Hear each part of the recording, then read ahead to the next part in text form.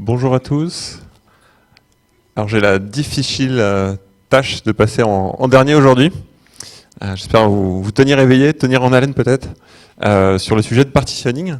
Et on va rester sur la thématique développement, comme le Franck l'a présenté. Et notamment sur comment est-ce qu'on fait du partitioning, a fortiori quand on est développeur, mais qu'on n'a pas de DBA à disposition. Alors je me présente, je m'appelle Vincent Mercier, je suis Solution Architect chez AWS, sur des domaines d'expertise plutôt autour du conteneur et des bases de données. Bases de données PostgreSQL, j'ai mis en pratique dans un certain nombre d'environnements, non pas en tant que DBA, mais au contraire, plutôt en tant que DevOps, SRE, Platform Engineer. Du coup, j'ai un regard peut-être un petit peu différent. Et c'est surtout que ça nous a amené, au fil des années, à développer un certain nombre d'outils qu'on a mis à disposition en open source autour de l'observabilité et du partitioning dont je vais parler aujourd'hui.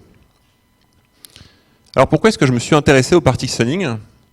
C'était il y a quelques années chez Conto.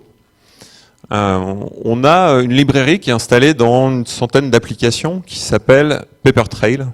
C'est une librairie assez commune en Ruby qui permet quelque chose de magique pour les développeurs, c'est qu'il va garder trace de tous les changements qui sont opérés sur des modèles métiers.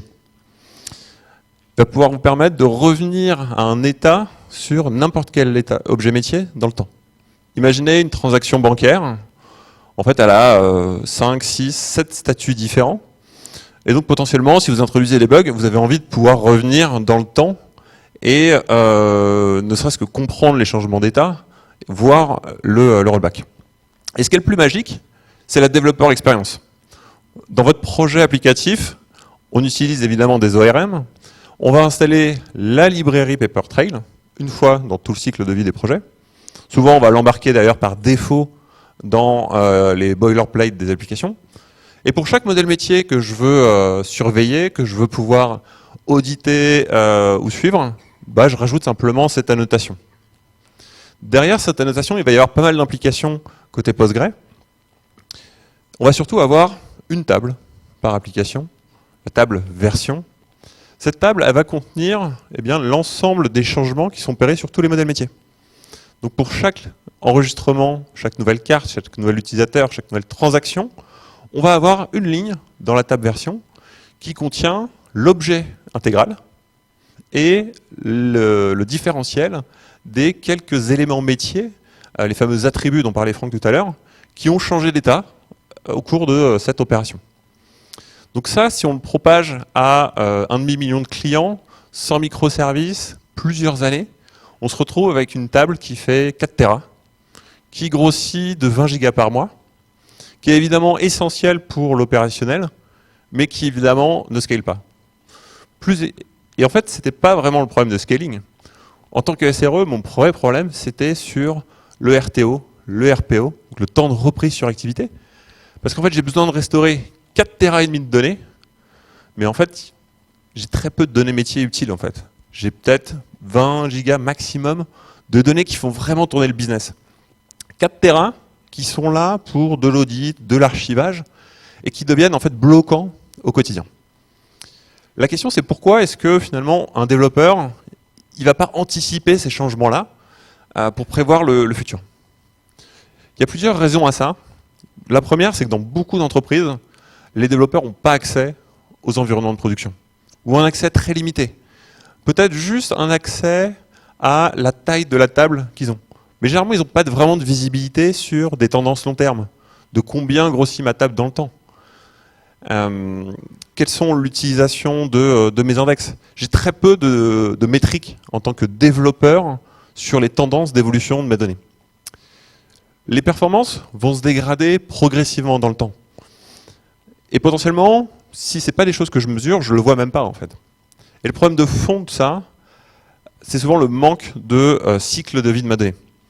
C'est extrêmement compliqué pour un développeur, un product manager, voire même parfois pour des équipes métiers ou des équipes légales, de dire finalement quel est le cycle de vie de ma donnée, à partir de quand je peux l'archiver, à partir de quand je peux la supprimer. Et souvent, ce sujet-là, il est complètement mis de côté, jusqu'à ce qu'on ait notre accident et qu'on ait des problèmes de performance à large échelle. L'autre problème, c'est qu'en fait le partitioning, c'est une option dans notre boîte à outils, mais c'est une option qui est très difficilement accessible pour un développeur. On le verra, il y a vraiment un gap pour la mise en place du partitioning, mais aussi un overhead au quotidien sur l'utilisation. La première question, et celle-là je l'ai assez régulièrement avec nos clients et nos startups, c'est à partir de quand je devrais partitionner ma table? Et souvent on s'attend à ce qu'on puisse répondre sur une taille exprimée en gigabits, une taille de nombre de lignes peut-être. La réalité c'est que ça est beaucoup plus nuancé et que surtout elle dépend plutôt des access patterns, du cycle de vie de la donnée que vous pouvez réellement maîtriser. Et il y a probablement trois éléments clés qui sont, déjà, est-ce que vous pouvez naturellement segmenter votre donnée? S'il n'y a pas une clé ou une logique métier qui se dégage des premières discussions avec les équipes, c'est déjà un très très mauvais signal pour être candidat à cette partition. Pourquoi?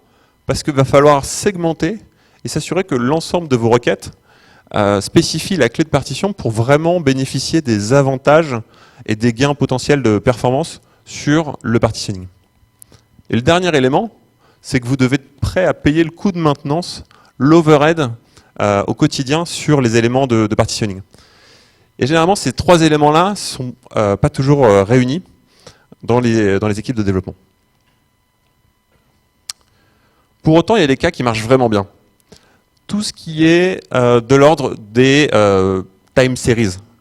On va stocker de la donnée pendant un certain laps de temps. Je vais stocker des sessions. Je vais stocker des tokens d'authentification, je vais stocker des historiques de changement de compte. Ma table version, je pourrais la considérer comme une time series et purger ces données. Et toutes sortes de modèles métiers où on va faire de l'append only et sur lesquels on aura des problématiques par la suite plutôt d'archivage et de rétention de ma donnée. Le point, c'est qu'il y a quand même beaucoup en fait, d'anti-patterns. Deux cas où on ne va pas pouvoir aller au partitioning et qui vont nécessiter une refonte du schéma global de l'applicatif, voire parfois même beaucoup plus large.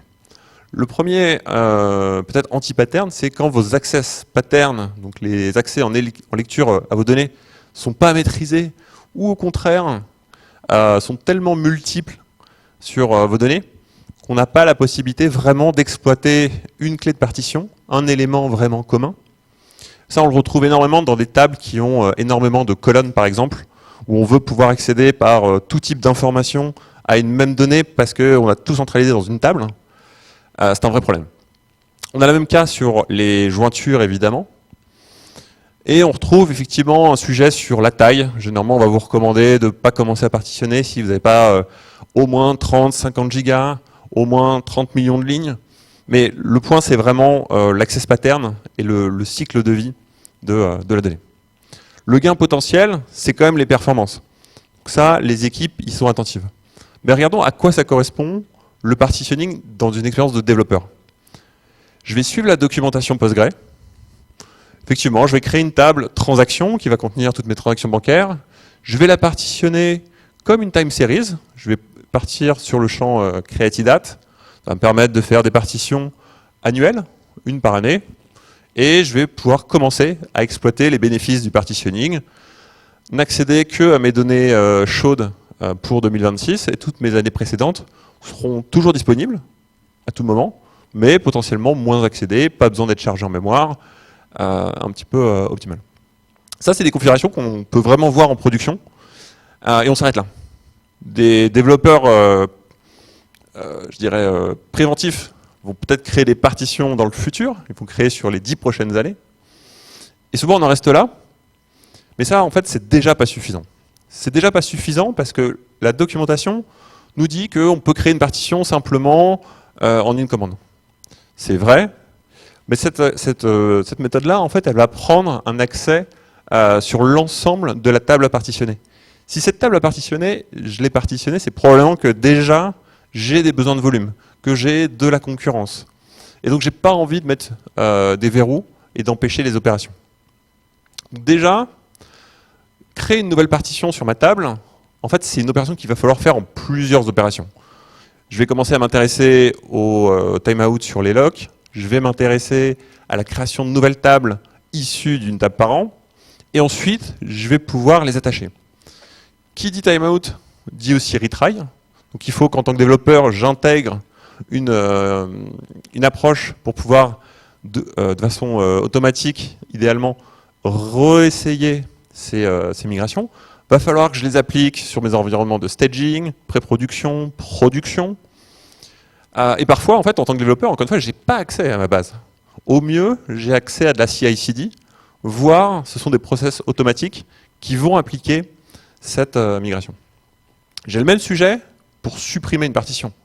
L'étape ultime du partitioning, c'est effectivement de n'accéder en permanence qu'aux données chaudes, donc de travailler, au lieu de travailler sur 4 Tera, on va peut-être travailler que sur 500 gigas. Et à la fin, on a espoir d'archiver, supprimer de la donnée pour libérer de la place et travailler sur des volumes plus petits. Sauf que là encore, c'est une opération qu'il faut que je fasse en 2 opérations. D'abord faire un detach, puis ensuite supprimer ma table. Plus surprenant, et ça c'est un vrai blocage aujourd'hui pour les équipes de développement, ce qui avant était une clé primaire unique, en partition, en fait, elle est unique, mais à l'échelle de sa partition. Dans un système bancaire, ça peut rapidement être problématique d'avoir 2 transactions financières avec le même ID. Et enfin, la promesse du partitioning, c'est quand même de gagner en performance. Plutôt que de travailler dans 4 Tera, je vais travailler sur un plus petit volume. En fait, c'est vrai, mais uniquement si on spécifie la clé de partition dans chacune de nos requêtes. Et ça, c'est probablement ce qui est le plus difficile à garantir avec les équipes, et ce qui est souvent le principal frein d'ailleurs à l'implémentation par les équipes de développement. Une table partitionnée, c'est une table sur laquelle je vais probablement vouloir de la performance. En tant que développeur, quand je veux gagner en performance, je rajoute un index. Bonne nouvelle, dans Postgres, je peux créer des index de façon concurrente.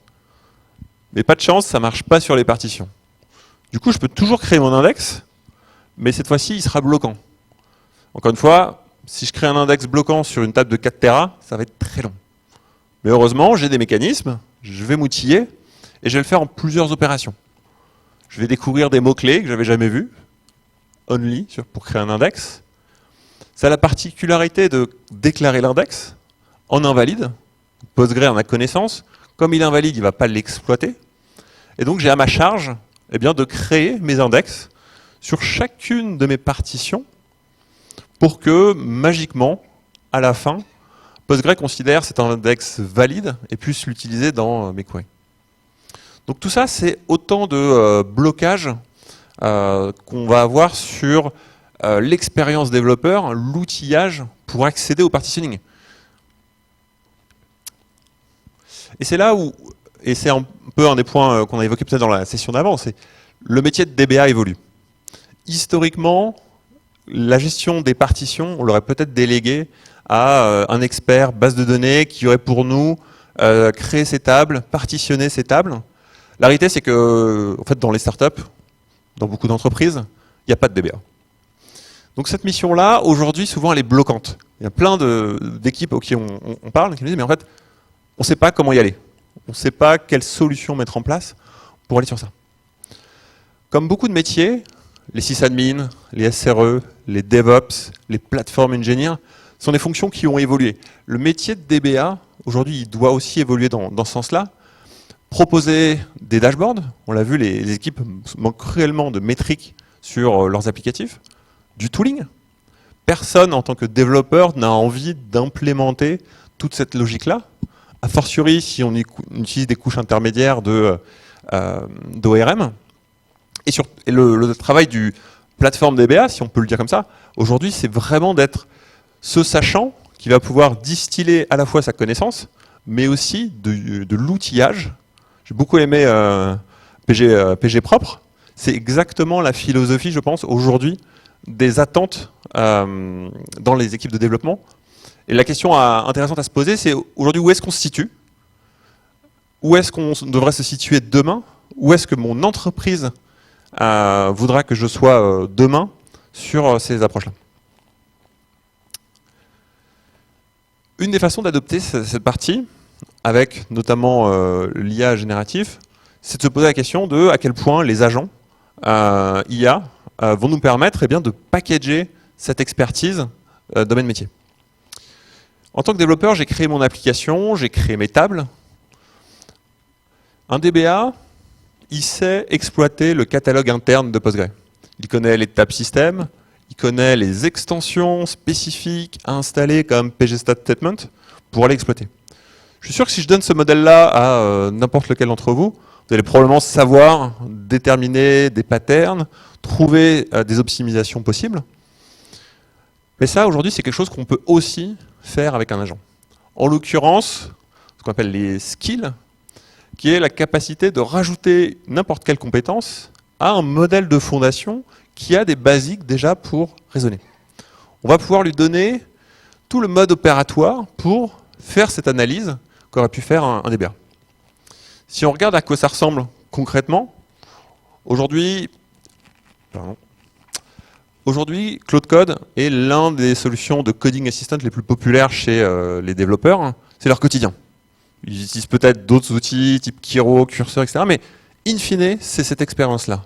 Je lance un terminal, je interagis en langage naturel. L'expérience que je veux en tant que développeur, je veux pouvoir demander à mon IA, analyse-moi ma base, trouve-moi tous les candidats potentiels sur le partitioning. Ce que va faire mon coding assistant, c'est qu'il va regarder les compétences qu'il a à sa disposition.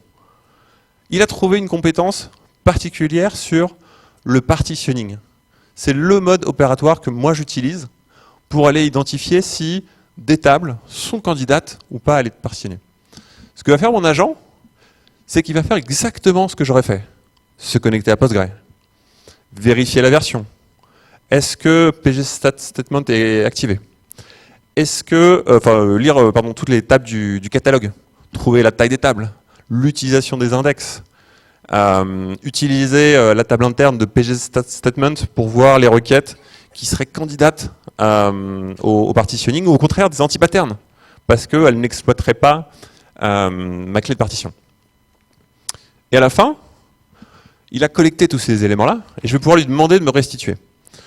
Souvent, on va travailler au format Markdown, on peut imaginer tout type de format. Je peux contrôler exactement, je dirais, le rendu que je veux pour correspondre à mon organisation, à mes équipes, au point de maturité aussi dans lequel je suis.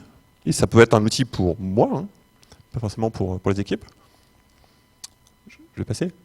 Et si on summarise et qu'on va tout de suite à l'analyse, en fait, il va trouver une table, orders, qui a priori est un très bon candidat au partitioning sur le champ create-date. Et si on regarde le reste du rapport, en fait, il va nous détailler pourquoi, en suivant mon standard d'opération, cette table-là, il a trouvé que c'était un bon candidat potentiel pour le partitioning.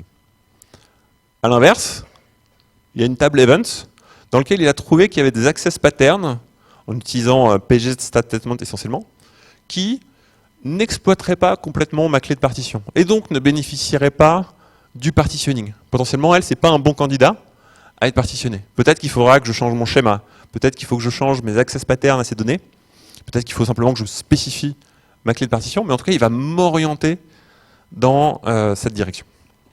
Donc ça, c'est vraiment l'aspect, je dirais, advisor du plateforme DBA qui va conseiller, mettre à disposition une brique en self-service pour les équipes. Maintenant, il reste le sujet...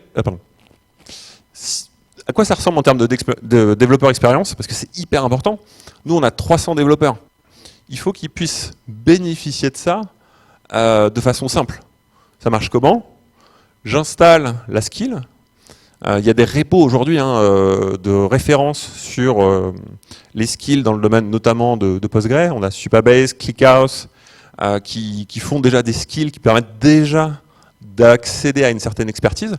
Mais je vous invite à créer aussi peut-être des skills spécifiques dans votre domaine, dans votre entreprise, spécifiques à votre métier, avec vos règles d'ingénierie, qui vont permettre de conseiller et d'accompagner les équipes en self-service. Maintenant, on sait qu'on veut partitionner. La question, c'est comment on le fait. Aujourd'hui, il y a un outil de référence pour faire du partitioning dans Postgres, c'est pgpartman. Ça existe depuis 2012. C'est une extension qui va effectivement faciliter grandement les opérations de base de données, comme on l'a vu. La façon dont ça marche, c'est que ça va extensivement reposer sur des commandes SQL à exécuter pour demander à pgpartman d'opérer pour moi ma base de données, créer mes nouvelles partitions, configurer ma rétention. Et tout ça, c'est assez obscur en fait pour le développeur, parce que c'est pas un fichier de configuration, c'est une configuration que je vais manipuler, qui va être stockée dans un schéma, dans ma base. Mais comment est-ce que je réplique ça entre mes environnements de staging, de prod? C'est pas très clair. Et surtout, du coup, il y a tout un mécanisme, toute une logique qui va tourner de façon autonome dans ma base de données. On va souvent le combiner avec une autre extension, pgcron, pour faire tourner des crons à l'intérieur de ma base de données. Autant dire que quand on présente ça à des équipes de sécurité, c'est compliqué. Et d'un point de vue opérationnel, en fait, ça ne me permet pas d'être dans mon flot de travail. Mon flot de travail en tant que développeur, c'est de la CI/CD, du déploiement continu. C'est de faire des merge requests. Piloter une base, je ne pourrais pas, puisque de toute façon, souvent, je n'ai pas accès. Donc l'expérience est assez compliquée. Et du coup, on a voulu proposer autre chose à nos développeurs chez Conto. On avait envie d'une expérience beaucoup plus développeur-centrique, beaucoup plus adaptée au quotidien des développeurs. Capturer toute l'expertise finalement d'un DBA, toutes les commandes, les bonnes pratiques que l'on connaît, qu'on a pu expérimenter, apprendre, mettre toute cette logique-là dans un programme, un binaire, qui va les appliquer, et finalement ne laisser à l'utilisateur final simplement les quelques informations clés dont on a besoin pour partitionner une table de la meilleure des façons. Donc j'abstrais la complexité sans pour autant réduire la qualité ou le niveau technique. Concrètement, ça ressemble à quoi? En tant que développeur, je crée ma table, toujours dans mon ORM. Donc la seule particularité, c'est qu'elle est partitionnée. Ensuite, je vais créer mon fichier de configuration, format YAML. C'est extrêmement commun pour des développeurs, dans lequel je vais simplement donner les paramètres de connexion à ma base, quelle est la table, quelle est la clé de partition, et je vais laisser PPM faire le reste. Parce que lui, il a l'intelligence. Il sait, en fonction de le type de clé, comment procéder pour créer les partitions. Si je le lance dans un premier mode de vérification, il va aller tout seul vérifier si les conditions sont réunies, vérifier s'il manque des partitions. Je lance le provisioning, et là, il me crée toutes les partitions manquantes, de façon non bloquante, optimale d'un point de vue exécution, opération, PostgreSQL. Et ça, c'est quelque chose que je peux faire tourner dans, évidemment, mes environnements de déploiement continu, le déployer dans de multiples environnements également. Donc l'idée, c'est vraiment pas de remplacer pgpartman, c'est vraiment de venir compléter l'expérience. pgpartman, ça reste la solution de prédilection si vous êtes DBA et que vous avez une expertise et que vous pouvez développer une expertise sur les sujets de partitioning. Ce qu'on essaye de proposer avec PPM, c'est une alternative. Quelque chose qui soit beaucoup plus développeur-centrique. Une expérience développeur prévue pour fonctionner en CI/CD, prévue pour être dans l'environnement du développeur, mais compatible avec évidemment des environnements de production. Ce qu'on cherche à aller, c'est aussi aller tacler les derniers points bloquants du partitioning. Avec PPM, on a réussi à mettre en place du partitioning sur les nouveaux services, la création des nouveaux modèles. Mais il nous manquait 2 étapes. La première, les développeurs sont prêts à accepter le partitioning. Ça les intéresse. Mais quand on parle de supprimer de la donnée, blocage. Blocage chez les développeurs, blocage chez les managers, blocage chez le métier. Et donc du coup, on est en train de rajouter la dernière brique à cet élément-là, qui est, je vais archiver la donnée. Vous n'en avez plus besoin.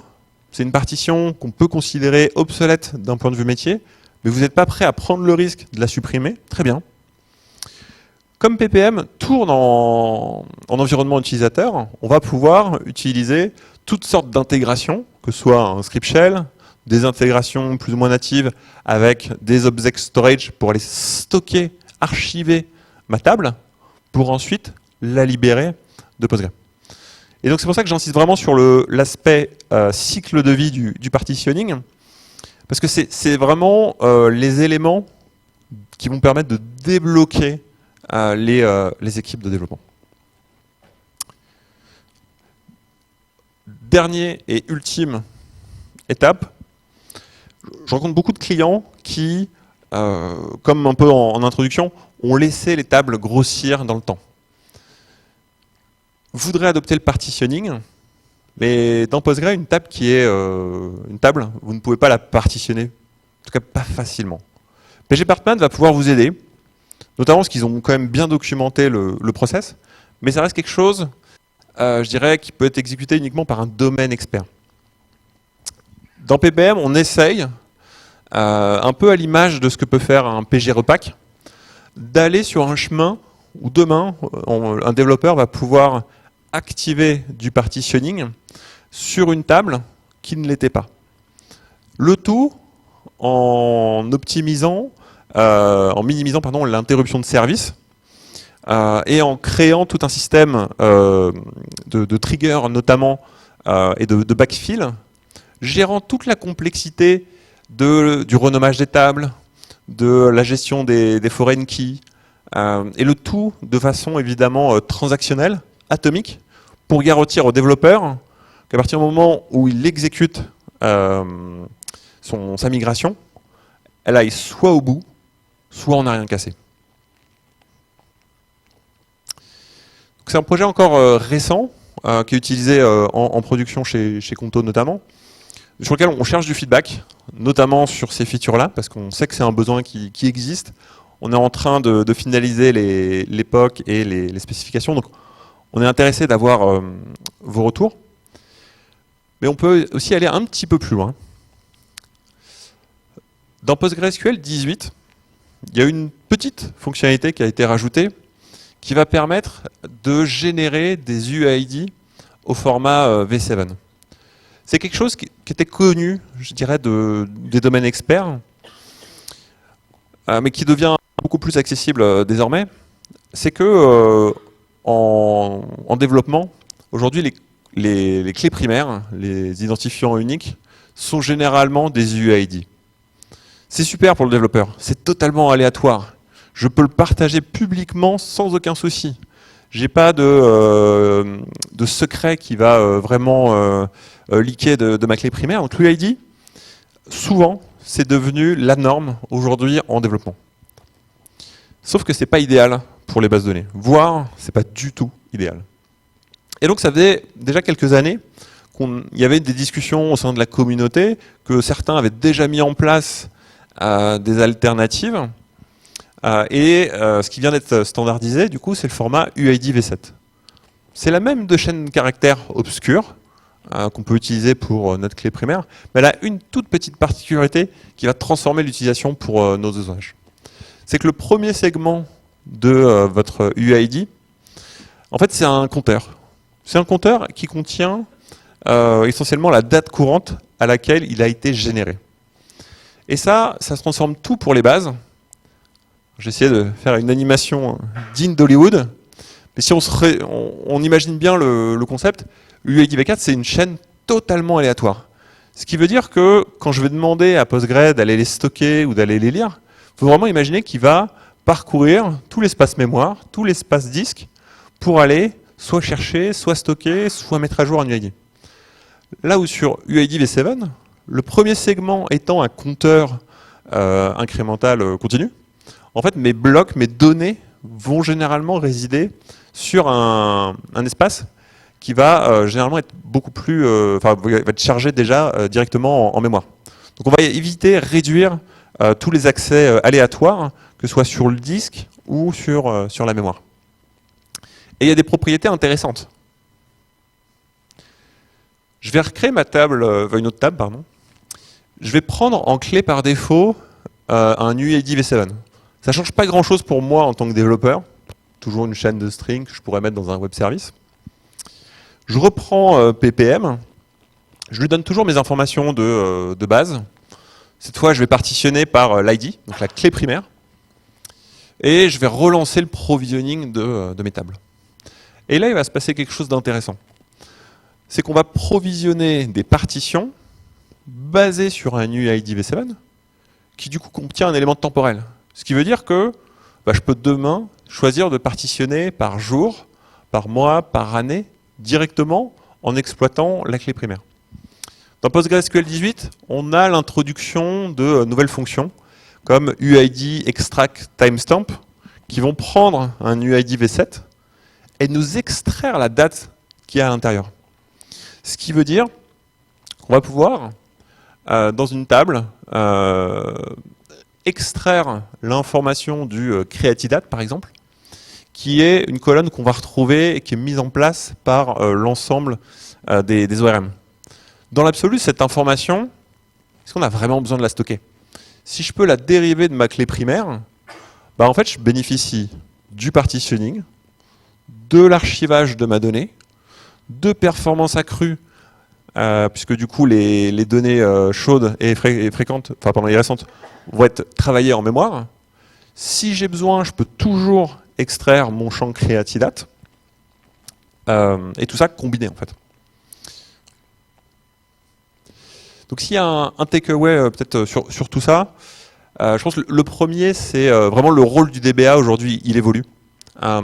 C'est vraiment les attentes qu'ont les développeurs ont changé. Je pense que Franck l'a très bien illustré tout à l'heure. Sur les 10 dernières années, les cycles de déploiement ont totalement changé. On est passé également sur des architectures type hexagonale. La database, parfois, c'est une commodité. Le rôle du DBA, aujourd'hui, c'est vraiment d'apporter cette expertise. C'est un mécanicien expert en voiture de course. Il sait régler la voiture, le moteur.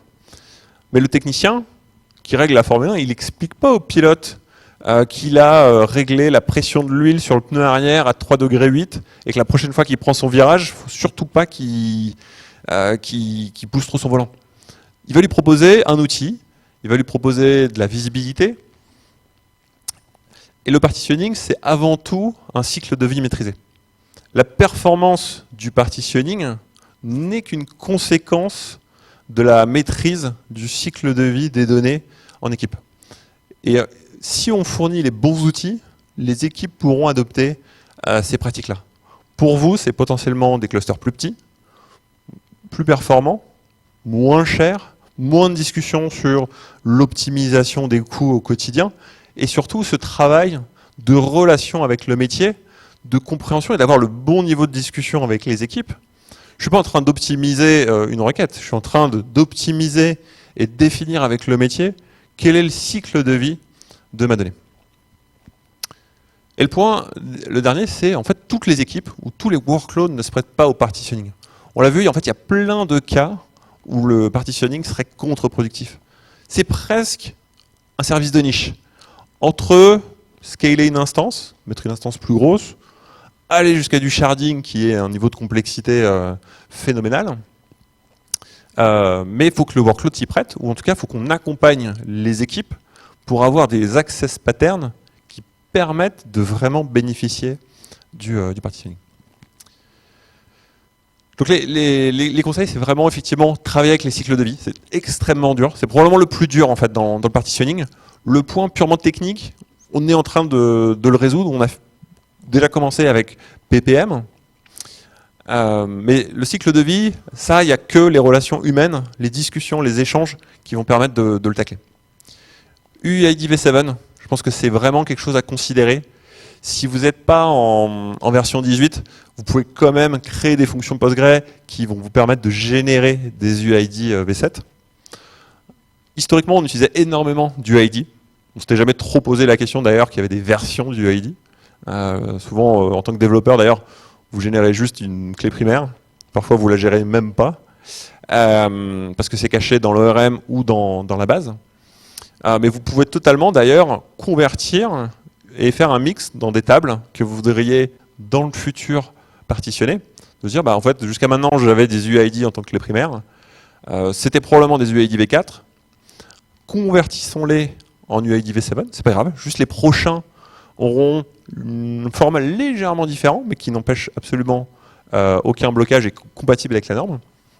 Mais par contre, dans le futur, je serai capable de partitionner.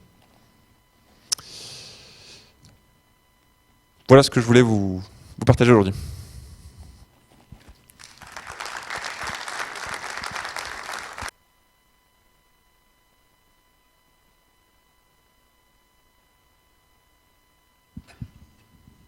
Des questions? Pas de questions du tout? Ah si.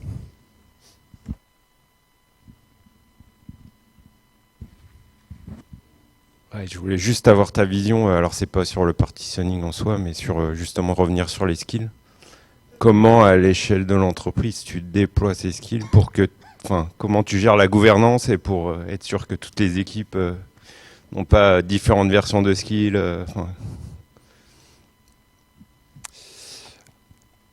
Alors comment est-ce qu'aujourd'hui on fait de la gouvernance sur les skills? La réponse, pour être totalement honnête, c'est le tooling n'existe pas encore. En tout cas, il n'est pas super mature. On commence à y voir émerger des, j'aime pas ce terme, mais des marketplaces. Typiquement, si vous faites la commande npx skills, en fait, c'est un outil qui a été développé par Vercel. Et en fait, ils ont un catalogue un peu de référentiel de skills. Et donc déjà, vous pouvez déjà aller sur ce site-là et vous allez voir toutes les skills, entre guillemets, un peu officielles. Donc typiquement, je parlais des skills de Supabase qu'on est dans la salle. On a ClickHouse, on a un certain nombre d'éditeurs qui, eux, ont pris le parti de développer déjà ces skills, souvent pour adopter leurs services. Et c'est là où on peut vraiment s'en inspirer en tant que DBA. C'est en tant que gestionnaire d'infrastructure, moi je veux que mes clients, mes développeurs, adoptent mes services. Donc je vais adopter la même stratégie et je vais leur mettre à disposition mon expertise dans tel service. Donc première réponse, c'est il y a déjà un référentiel. Aujourd'hui, si vous installez cette librairie-là, en fait l'outil est très bien fait. C'est qu'il va référencer automatiquement les skills que vous intéressez. C'est par le fonctionnement par défaut. C'est de la télémétrie. Et au fur et à mesure, vous allez avoir une sorte de leaderboard en disant, en fait, il y a 1 million de personnes qui ont installé cette skill Postgre de telle équipe. Est-ce qu'on l'utilise? Est-ce qu'on ne l'utilise pas? Ça, aujourd'hui, il n'y a pas de mécanisme pour bloquer, je dirais, sur les postes de travail. Pour moi, ça reste la même discussion que est-ce qu'on autorise à discuter avec tout le monde dans l'entreprise ou que avec certaines personnes qui auraient un avis. Donc le tooling, effectivement, sur cet aspect-là, aujourd'hui, il évolue plus dans le sens de créer des référentiels, et rien ne vous empêche d'avoir un référentiel en interne avec de la code review, de la validation, et de le diffuser à vos équipes. Si ça répond à la question. Mais c'est des choses qu'on va effectivement voir maturer. Aujourd'hui, on est beaucoup sur le prisme de je veux bloquer, éviter que les gens utilisent des skills. Là où je pense que en fait, c'est des choses qui n'y arriveront pas, parce qu'en fait, on est sur un poste de travail utilisateur, brider ce que les gens peuvent installer. C'est pas forcément le bon pattern. On va plutôt essayer de driver par l'adoption. Et moi, ce que je vous inviterais, c'est plutôt à faire l'inverse, c'est-à-dire créons une situation où j'explique à toutes mes équipes comment elles peuvent packager de l'expertise. Comment est-ce que mon équipe réseau, mon équipe database, mon équipe conteneur, mes seniors développeurs créent une expertise qu'ils vont pouvoir partager avec leurs collègues. Jusqu'à maintenant, on faisait de la documentation. Documentation, on connaît tous les limites. Personne n'a envie de lire une documentation. Vous êtes pressé, vous devez shipper une feature. C'est pas le moment, en fait. Alors que là, on est dans le funnel de développement, on est dans la console, dans le terminal du développeur, et on peut lui apporter l'expertise au bon moment. Donc je crois plus à ça, et à créer des référentiels. Celui de Vercel en est un premier. Je pense qu'il y en aura d'autres.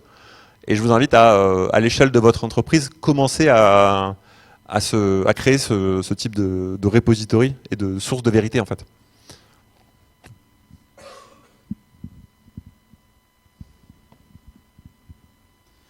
Pas d'autres questions? Bon, merci beaucoup.